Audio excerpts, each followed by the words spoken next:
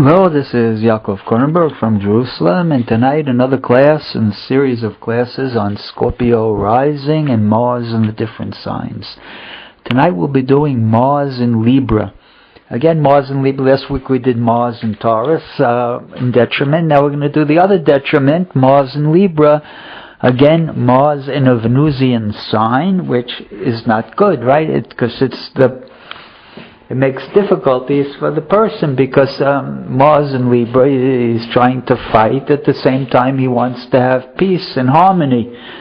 Libra is the most social sign and builds by consensus, right? The Libra has no ego, right? The sun is in a fall in Libra. The Libra does not have much of an ego. It's not a Martian sign. Its ego, it doesn't have much of an ego, and it's willing to mevatel itself for the others in order to promote social harmony and to promote marriage and promote all the things like that. So it can be sometimes a difficult combination, Mars in Libra. It's not necessarily a bad combination. Remember, because since it's in a Venusian sign, Venus is a benefic. So it has some positive influence, right? It's in some ways Mars in Capricorn, and a Saturn sign can be much, even though it's exalted, it can be a much more difficulty because you have two malefic energies working together. Well, here you have a benefic with a malefic. It just means the person could have, trouble expressing himself because of Mars in Libra. You could have trouble in relationships. Because he doesn't, go for what he wants for himself. He doesn't, worry enough about his own needs, things like that. But it's not necessarily going to bring that much misfortune. As, say, Mars in Capricorn, or even Mars in Honor in Aries can be a very difficult proposition. But in any case, Mars in Libra likes... in other words, a Scorpion wants to have relationships. The Scorpion, what's the difference between a Scorpion and a Libra? In other words, Libra falls in the 12th house of Scorpio, which is not a nice place for it. 12th house is the place of suffering and misfortune, hospitalization, hidden things, secret things. And because see, Scorpio wants deep emotional type of things, and the Libra likes everything on the surface. He likes the surface. He or she, they like the surface nice things on the surface, and they push everything else under the rug. The Scorpion wants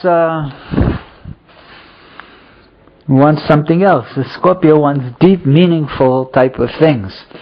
And so it can be a problem when the Scorpio is trying to express itself through the sign of Libra.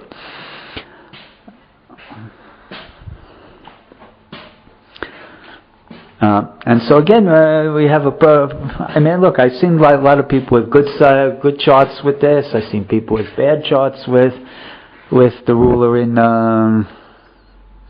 I've seen lots of, actually, in my career, I've seen lots of charts actually with Scorpio rising with Mars in Libra.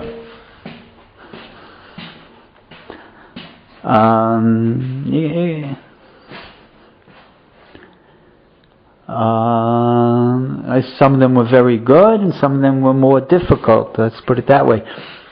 I remember I had a friend in college, he was Scorpio and he had Mars in... Well, let's forget about that. I don't know if we talk about him.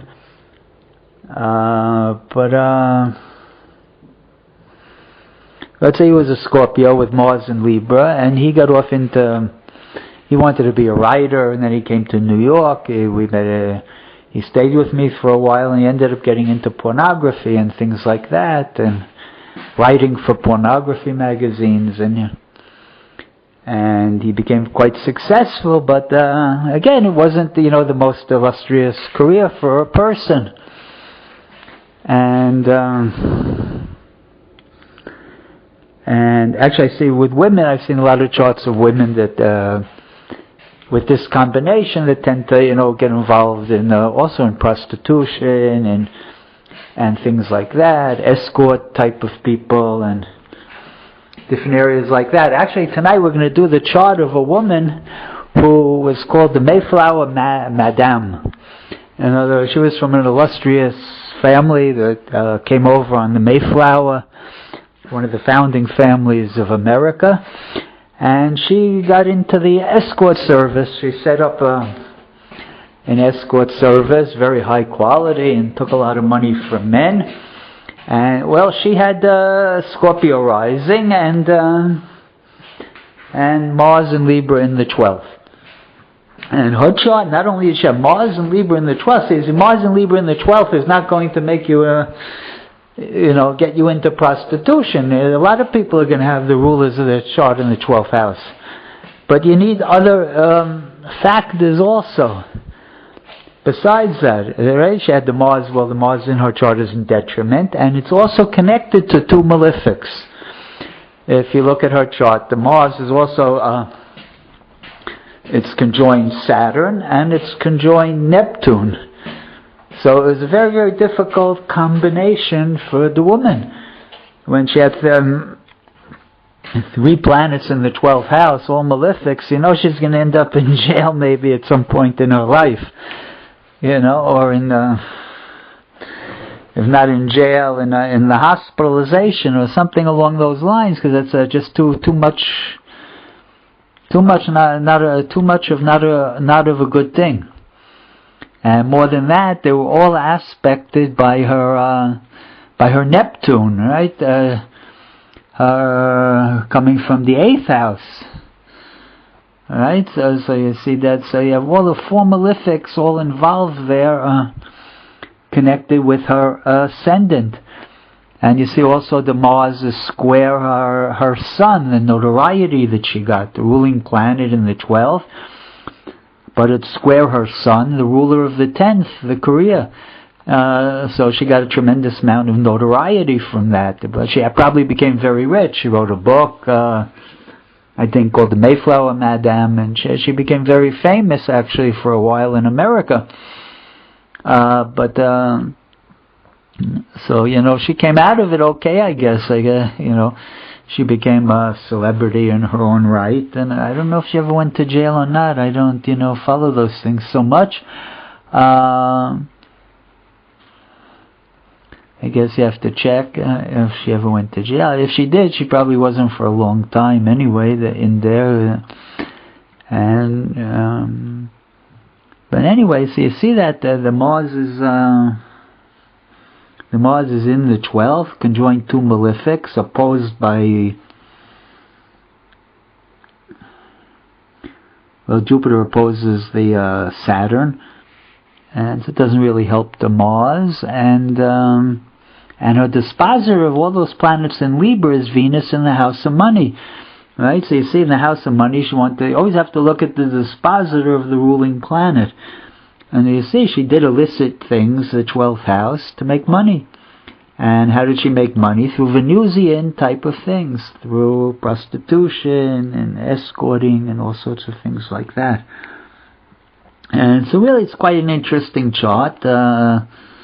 This woman, she also had Moon-Pluto conjunction on the 10th house. She was selling women. That sort of indicated the abuse of women. With the Moon is women, Pluto is abuse. So there's a definite, she abused her fellow women. And it's not an easy chart, though, right? The Pluto and the Moon are square the ascendant. Right? And so it's a lot of squares in her chart, a lot of tension. Not an easy chart at all. And I thank everybody for listening.